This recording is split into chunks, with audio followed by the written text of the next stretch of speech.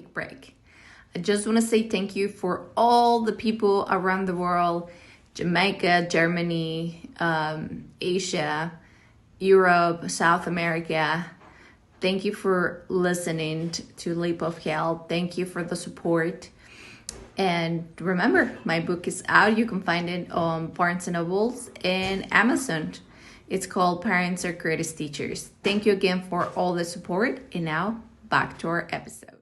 Hello, everyone. This is your host, Alex Valgood, and we have today Carrie Bennett. Thank you for being here. I'm so excited. I know you're a practitioner, quantum healer, and I know you are certified with the Quantum Biology Collective, which they are our awesome friends. I love Meredith. They're doing a great job out there. You're also a coach, and we're going to be talking about mitochondria, which for some people might be a little familiar. I know we heard in school and probably we forgot about it, but lately we've been seeing this in posts in, online or maybe on the news. But tell us a little bit before we actually go into the whole science and what it does for us. Tell us a little bit about your story and how you became this expert on the mitochondria and quantum healing. Oh gosh, it wasn't it wasn't what I set out to do. I think that's how we kind of all get to these places. Something calls us.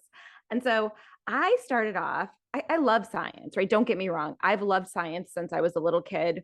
I specifically chose my undergraduate education because I wanted a good science education. I also was able to play sports there. So I played volleyball. And towards the end of my senior year, actually, I shouldn't even say that. Like the whole entire time, I started developing issues. 20 years old, I had joint issues like chronic joint pain, ligament injury, like recurring ligament injuries, insomnia, this inability to go to sleep until 2 o'clock in the morning that I just assumed was college, right? I didn't put a ton of thought to it. And so I'm going out, on my merry little way. And towards the end, my senior year, I had like this mental breakdown because when you go to a school specifically that has a good science program, you're supposed to become a doctor or get a PhD, right? And I did graduate at the top of my class. And so I felt this pressure to like go in those routes that my teachers were pushing me. My professors were like, do this, do this, do this, do this. And so I literally went into my volleyball coach's office and just broke down crying and said, I want to do none of that. It just doesn't feel like the right fit for me. I love the science, but that's not the way that I think I need to go. And so she was like, well, what do you want to do? And it popped into my brain. I just said, I want to go to massage therapy school. and and I don't even know why, but I did. There was something unique that was calling me. And so, I called up my parents and I said, I loved what I did at Kalamazoo College, but it just wasn't the right fit for me to continue to pursue these avenues. I want to go to massage therapy school. And they, kind of took a step back and they were like, okay, get a job, put yourself through massage therapy school, you do your thing. We are 100% going to support you, in that journey. So the only job that I really knew, I mean, I'd worked retail, I'd worked, you work the jobs that get you through, get you by, which are totally cool. But I was thinking, how can I make this job something that I have experience in? And because I was a college athlete, I thought to myself, well, people got to figure out how to work out, right? This was the early 2000s. Before this really blew up, there was no a ton of online presence on this. So I got certified as a personal trainer. I got certified in Pilates. I don't even know if you remember Tai Bo, Yes. like kickboxing, right? And so I started just teaching fitness classes and I opened a little personal training studio and I went to massage therapy school. And it was the best decision because I had learned one version of science in undergrad. And I learned a completely different view of the body in massage therapy school. We were talking about energy and fascia and how to move energy without even touching hands on the body. And it was such a really cool way to see, wow, I can understand the body from like a molecular diagram. I could tell you all these molecular pathways, but I'm also starting to understand the body from this energetic interconnectedness. And it was super cool. And so, fast forward, I'm doing my thing and I'm trying to apply these topics and these things that I'm learning with clients. And it's like, they're coming to me with nagging pain or fatigue or, a desire to change their body composition. And I'm helping people, but I'm not helping them to the full extent. It's like, what am I missing? So I'm kind of I'm a nerd. I'm learning. I'm taking these courses, continuing education courses. And then I have my first child, and I got the worst case of insomnia and fatigue and digestive pain you could imagine. He was a horrible sleeper. And there I am in the middle of the night at 3 o'clock in the morning, scrolling on my phone, like, why is my child not sleeping? Why am I always in pain? Why can't I eat normal food? And so continuing on, I was like, well, let me figure this out. So I I got my master's degree in clinical nutrition, thinking that was the end all be all. So I started applying some nutrition stuff, and it's like, oh yeah, those foods aren't really great for me, so I need to pull out some grains and I need to focus on this. And it made me feel better, but like, I couldn't say I was thriving. I still felt like puffy. I would feel bloated. And I kind of tucked it away as, well, this is just what you're supposed to feel like when you're in your 30s and you're a mom, right? Like this is how it is, right? This is as good as it gets. And I finally came across the work of Dr. Jack Kruse. And I don't know if your listeners are familiar with him. Yes, but he both intrigued me and irritated me at the exact same time as I started getting into his work, right? I was like, this guy is such a pompous jerk, but he knows so much that I don't know. And I think there's validity to it. And so I dove down that quantum biology rabbit hole. I started applying light hygiene. I started recognizing my body from like more of an electrical and energetic standpoint, which does involve the mitochondria and mitochondrial health.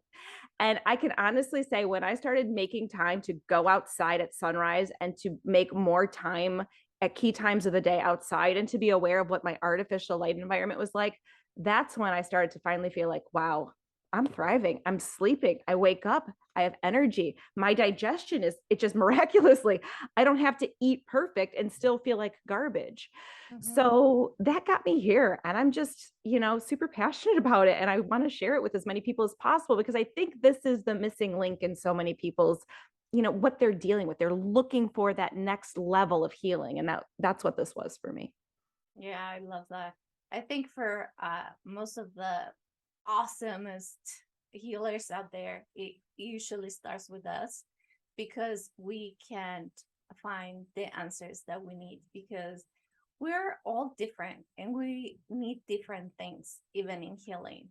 Acupuncture might work for some, maybe chiropractic care might work for others, massage might work for others, eating certain foods will work for others, and things like that. So I think it's just amazing that everyone out there that's also trying to be better and have a better health, they could still look for something out there different, and that will be able to help them. I know you touched on the mitochondria. Before we dive into that, tell us what is the mitochondria? Mitochondria, I think you hit the nail on the head when you introduced it. Like we've all heard about it, probably maybe 8th grade science, maybe high school, somewhere in there. Yeah. And so mitochondria, they live inside of our cells. Of the trillions of cells we've got thousands of these little mitochondria in them. And what I remembered when I first learning about them, was they were called the powerhouse of the. All right. So let's continue on our conversation. We were having technical difficulties, but no one cares. Me and Carrie, we're determined to tell you what we're talking about, and that's mitochondria. Does the universe not want to know people to know what mitochondria are? Is that why they're? They will. They will. All of my listeners around the world. That's right. Mitochondria, they're so important, right? Because what I was saying was that we've heard about them. We've heard about them from grade school, high school, powerhouse of the cells, because they make energy. But they do so much more than that, right? Those mitochondria, if you think about it, trillions of cells in the body, thousands to hundreds of thousands of mitochondria per cell. They don't just go, they're not just there by chance, right? We are very, very beautifully created, designed, adapted creatures for a reason. And those mitochondria play such important roles inside of us. When they make energy, they make ATP for us, they make water for us. They make the carbon dioxide that we breathe out. And actually we use that carbon dioxide as signaling molecules. They communicate to the DNA, right? They've got a pathway to talk to the DNA to say, oh yeah, express these genes or turn off these genes. They talk actually to the cell membrane, and they're able to communicate about what the cell needs. They are also their own little antenna. Because they back in the day, the theory goes, billions of years ago, they used to be their own little bacteria, their own independent creatures, and that they contain their own DNA. I mean, so we know that they used to be their own little creatures, and just like a little tiny bacterium would have to fend for itself and be able to sense its environment and respond accordingly, it's doing that for us right now. It's a very good sensor of not only what's happening and what the needs are inside of the cell, but it's also tied into the bigger environment outside of our bodies. And based on the information that we give it, based on the input, then the mitochondria can decide, oh yeah, we can make this energy no problem. We can make this water, and we can just live a happy life and make this a happy tissue. Or it's going to sense there's something causing stress or danger, at which point it goes into more of a primordial mode. Like it kind of says, oh, wait a second, I can't focus all my attention on making water and energy. I have to do other things that take away my attention from those very important things for the cell. At which point, when you get enough mitochondria in a tissue that are doing that, that's where disease comes from. That's where the preeminent, disease in the 2000s were actually a result of mitochondrial issues in the tissues, not genetic issues. Yeah. So what are we doing for a healthy mitochondria now? What are you doing to get that on track? So those mitochondria need to know a couple of things. They need to know the time of day. Actually, every cell in our body needs to know the time of day. It's our circadian rhythm. There's only been one signal for millennia, millions and millions of years that living creatures have been able to tune into. And it's like a period of brightness and light and a period of darkness. And it repeats and repeats and repeats. And so the body was smart, and they said, well, when there's darkness, we should be doing other things. We should be fending for our survival. We should be finding food, shelter. Like these are times where it's potentially safer for us to go out exploring. And so because of that, then our tissues need different things. We don't need an insanely active thyroid gland while we're sleeping. We need our thyroid to be really, really functioning, and it's energetically demanding during the day when we're moving our bodies and we're doing more things. And so the mitochondria that live in these different tissues need to know what time of day it is to be able to give the tissue the energy it needs to survive, to meet the demands that we're facing at any given moment in time. And so to set the circadian rhythm, it's all about the light that goes through our eyes. We can get some exposure on our skin as well, but the light that we allow into our eyes is a blend of colors, like we would see through a rainbow or through a prism. It's a blend of colors that changes very predictably from sunrise until the sun's at its high point, and then back down until sunset.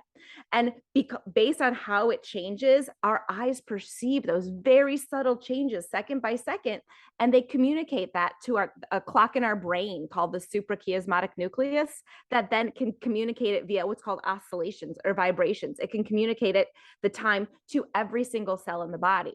So certain cells are like, oh, it's the morning. Let's start to produce some cortisol. Let's get the blood pressure up a little bit so that Carrie's ready to start her day and get rolling.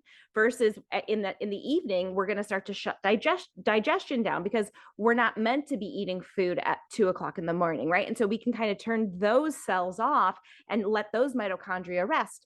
And so that's how the body is tuned. Like we're meant to really tune our energy utilization based on whether it's day for a given tissue or night, and the mitochondria then are meeting the energy needs of the tissue. That's awesome. And it's so important, and I think we have forgotten what the mitochondria does for us. And it's so important. Like that's going to be the base of either we're healthy or not healthy. And I think you touched on a very important point. A lot of us, including me, we love to party.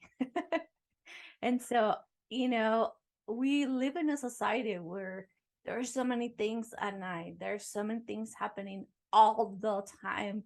We live in this constant let's go out to do this, let's go out to the movies, let's eat late. I mean, those are some of the really big points you talk about. And yeah, I mean, everybody goes out and it's after they go out. And that's already like after 10, 11, 1 in the morning and all that. And it's cool if you do it like once in a while, but it's not good for everybody to do it all the time or get into the habit of even just eating after 7, I think it is. So Yeah. that's already late. So I think those are really good points to just keep in mind and know that our body can't, process food after 7, that we are meant to sleep because that's our time of recovery. What are some of the great things that mitochondria does for us at night? So at night, the mitochondria, as soon as the body senses darkness, which is another thing that's missing these days, right? Just we don't think about it, but we flip on artificial lights as soon as the sun sets. And we have just assumed for 150 years now, we've assumed that there's no consequences to that because we don't think it's impacting our health in any way. But we now realize that there's a ton of research showing what's called artificial light at night. So anything from screens to phones to light bulbs, that artificial light at night to like the street lights. I don't know about where you live, but where I live, they put in now the brightest street lights. So literally it feels light all the time, where there really is never a period of darkness. But we need that darkness because let me finish first, that artificial light at night is now associated with diabetes, hormonal cancer, so breast cancer, prostate cancer, ovarian cancer, uterine cancer. It's associated with autoimmunity. It's associated with obesity. There's so many things now that we're realizing that getting bright light when it's supposed to be dark outside, it's confusing to the body and it's messing stuff up. And that starts in the mitochondria. Because when the mitochondria sense darkness, they turn on our 2 main repair programs inside of our cells when we sleep. Those are called autophagy and apoptosis. Autophagy is it's like a cleanup. You're cleaning house. It's like, okay, that plate is broken, so I'm going to throw that plate away. But I can glue it back together. Those books are kind of scattered, messing things up. I got to stack them back up. And so we have to clean out our cells every night, and that's what autophagy does. And autophagy is great because it takes the parts in our cells that we already have, and it just tidies them up. It just fixes them up. I liken it to like I'm driving down the highway and there's a pebble that gets kicked up by a truck and it slightly cracks my windshield. Would it be more cost effective and energetically easier for me to get a whole new car because of a dent in my windshield, or to have that little tiny crack in the windshield repaired? And so obviously that's an obvious answer. And so when we allow our mitochondria to run those repair programs, it spares them from having to turn the cells over, which is so energetically demanding and it's so actually draining on the body. And so we actually, with those mitochondria, that those first 4 hours of sleep is where they run these deep repair programs for us. And we need to have melatonin released to be able to do that, because melatonin is what starts those programs off. So that's why it's like, yeah, every once in a while, is it okay if I miss out on some cleaning? Yeah, every once in a while, if I don't clean my house every once in a while, it's okay. It's going to look a little sloppy, but I can still live in my house. But if I don't clean my house for months and months and years on end, holy cow, that's going to be a garbage dump that I'm not going to be able to live in, right? It's not healthy. It's not safe. It's not enjoyable. And so that's the same thing. Like you said, can I go out and party every once in a while? 100% I can. Actually, I can't anymore because my circadian rhythm is so strong. It's really hard for me to stay up past 11, but that's okay. That's another thing. But it physically is okay. Humans are so adaptable. We can get over a couple nights of missed sleep, but the years and years of the missed deep repair, that starts to lead up, and it's really damaging to the cell. It's damaging to the mitochondria, who also want to repair themselves at night. They use that melatonin to repair themselves at night, so that when we wake up the next morning, we're as fresh as we possibly can be to start the day. It's like we try to reverse a little bit of the aging that we had the day before in the time that we sleep. Yeah. And and that's just great news. Because our body is such an amazing, machine, if you will, that, repairs us at night. It makes us feel better during the morning. Why not? You're like your best investment ever. So, maybe party once in a while and have fun. That's great. But it's very important for us to really get that sleep and get that body to repair itself. I know you, go ahead. No, you're exactly right. But I was just going to say that my husband and I went away for a night. We have 3 kids here. We went away for a night. My cousin was getting married. We went to a sports event, like a Tigers game, and so I'm out, but like I'm doing things that are trying to preserve my circadian rhythm, which would include, like, I have orange glasses that I wear when I'm out at night. Yes. I mean, in that setting, my husband's like, you either look like, I hope I can say this, he's like, you either look like a Coke dealer or like a really big weirdo. Either way, I don't think very many people are going to mess with you. So let's just kind of like no one gives me a second look. Like I'm like, we were at the hotel and get back to my bed. I'm able to fall asleep easily. I'm able to actually start making the melatonin and preserving the melatonin so that even in a situation like that, my mitochondria are still able to operate at night. So there are things that we can do. It's just, we have to be a little bit savvy and aware now that we know that this is a thing, right? Mitochondrial health is a big deal. And so just starting to implement some key strategies to support them. Yeah. And being the first one, go to sleep early. Yeah, I'm always that person now. No, and it's great. I mean, taking care of ourselves, it should be like our first thing to do. And I know you mentioned that the mitochondria either turns on or off certain things in our body. Tell us a little bit of some of those things that the mitochondria does, because I think it's very important for people to just become aware of the extent of the things that the mitochondria does. And it's just not this little thing that helps us repair at night.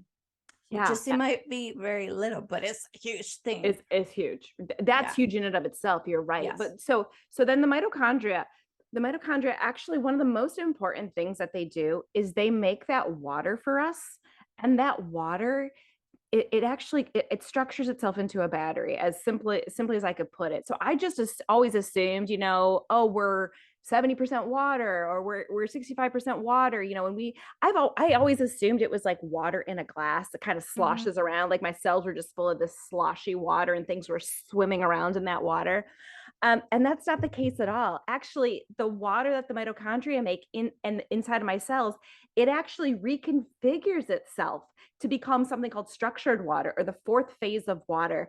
And we now know, based on Gerald Pollack's work out of the University of Washington, that that's actually it's an area of positive charge and negative charge. It's a battery. That's why a battery has a plus end and a minus end. The water inside of us actually forms that same configuration that we would find inside of a battery. So we can have potential energy with that water. It's our main source of energy.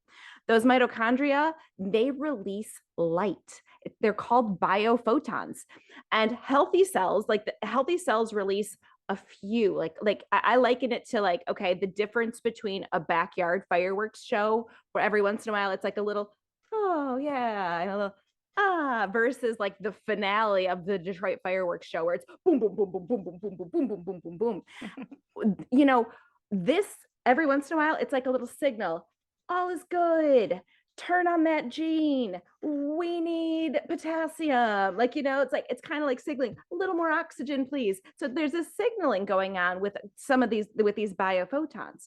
But all of a sudden, if these mitochondria sense that they're under stress or they become damaged from some antibiotics can be, really, really harsh to the mitochondria. Heavy metals, every toxin we're exposed to has the potential to harm mitochondria.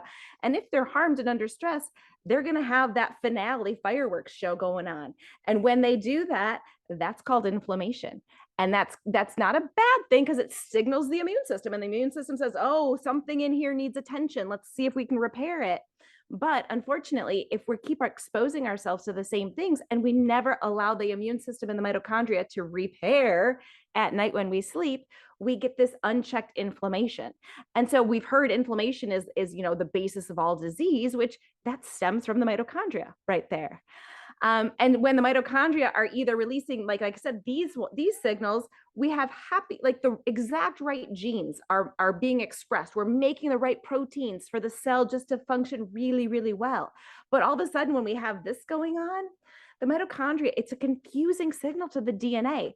And that's what happens in cancer, which is why oftentimes tumor cells, when they do a physical dissection of tumor cells, a tumor just isn't full of breast tissue. If it's in your breast, it's actually, you'll find a hair cell in there, an eyeball cell, a liver cell, a toe cell. It's crazy. They get confused. They're like, what should I be expressing? What should I be doing? Who am I? They lose identity. And so the mitochondria are so important for that as well. They really are like this central hub of what's happening in the cell and keeping things healthy and happy. Yeah. And I think that was just the perfect and easier way to put it out there on how it works. And, just taking care of ourselves, helping, go to bed early, be aware of the light. And I know you mentioned some of the things that you're doing, because right now everybody's exposed to, right now I have a couple of lights on me, and we try to do our best to help ourselves. Like, you have your glasses. I know I might need some of those. I've been using the blue filter for a long time, probably like about 13 years or more. Wow. Yeah, because I started, back then I used to work a lot on my computer. My eyes couldn't take it. And so I went to my eye doctor, and nothing will help. Drops will not help. Things will not help. My eyes will look like red all the time. So she goes like, why don't you try this new filter that they're putting on the glasses? It's for like the computer and stuff. And I think that's when it barely started, like, getting some noise out there, and she did it. And since then I always have it, because it really does help me. I know now there's a lot more things to do, and I'm gonna look into that, because I definitely need some of that. But what are some of the things that you do to specifically for this type of thing that's messing up the mitochondria, which is the light, artificial light? So for the light, we just kind of have to ask ourselves, like, what would I be exposed to if I had to live outside? It's like when we wake up first thing in the morning in this house, this time of year, the sun's not up. So we keep it dim. We actually have access to like little, they're called decorative incandescent bulbs. So the little tiny heat-based bulbs that, are now starting to be outlawed, basically, right? But you can still get the decorative style. And the reason why those are good is because they mimic candlelight. And so that's like this idea of, let me keep my house soothing anytime it's dark, in the morning or at night. Let me just keep it dim and soothing, and not have all these crazy bright lights on. And so that's the strategy. And then as soon as the sun starts to come out, I take my glasses off, I go outside, I get as much of like what I call sunrise eyes as possible. So around sunrise, that's a key signal to my brain. It's like, oh, the start of the day. It actually is like a key color blend for my eyes and my brain to interpret. And so that's a really good time to just, it's a 3-minute little, what I call a hit of light outside.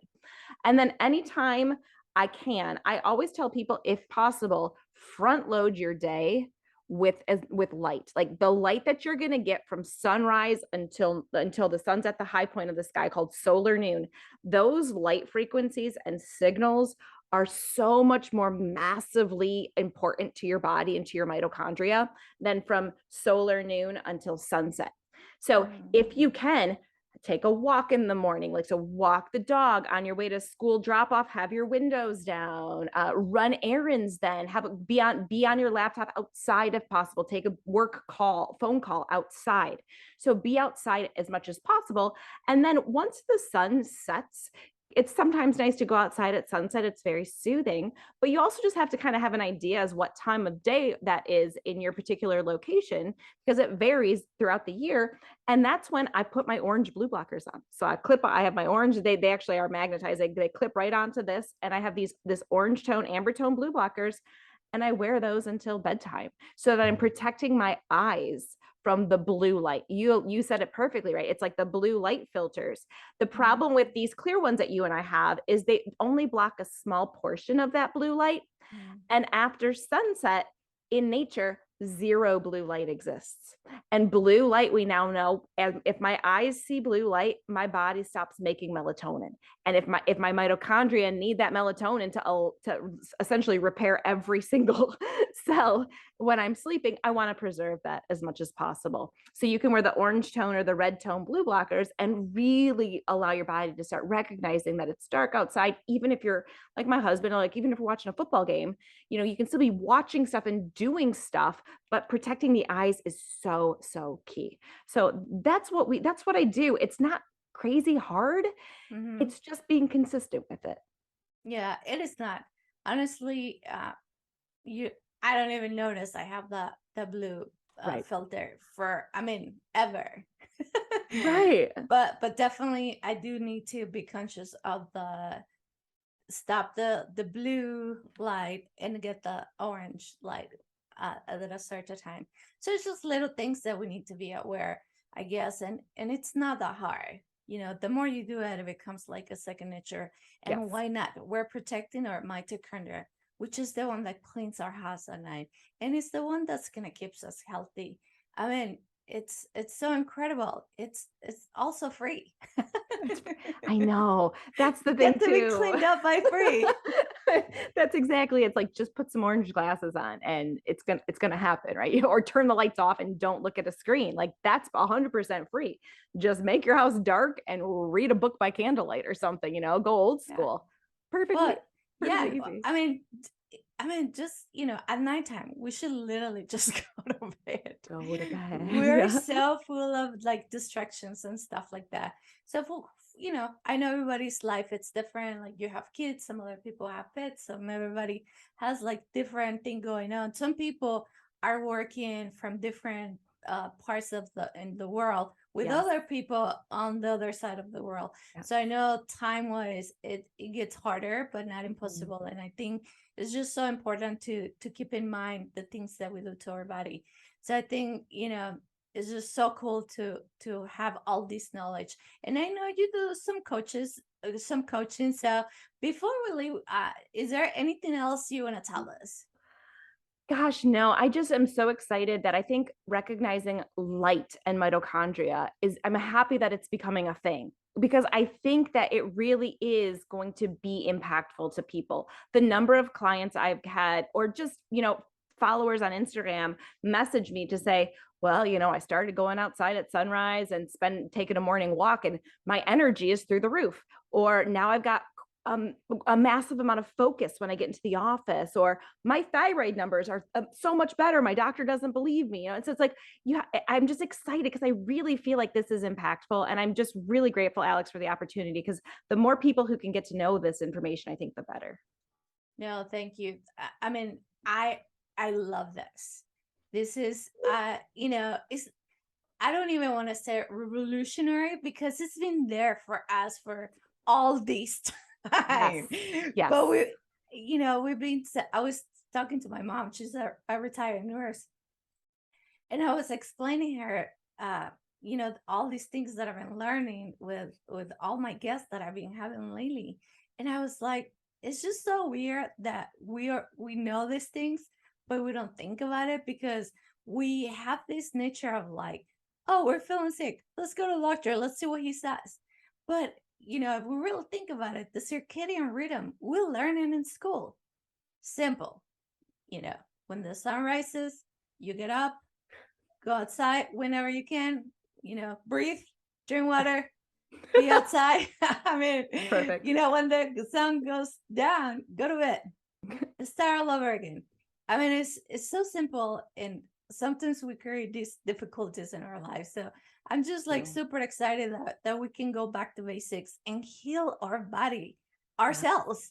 And it's just so great. I love the work that you're doing.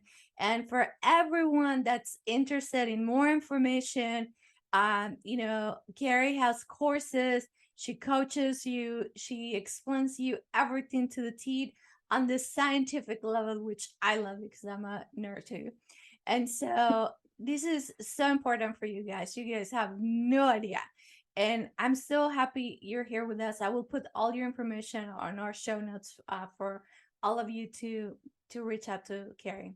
Thank you everyone for being here today. If you need to go to my social media, remember I'm on alexspellgood.com. You can find me on Facebook, Instagram, YouTube, Twitter, and everything else out there. Also, remember my book is out. You can buy it on Amazon and Barnes and Nobles. It's called Parents Are Greatest Teachers.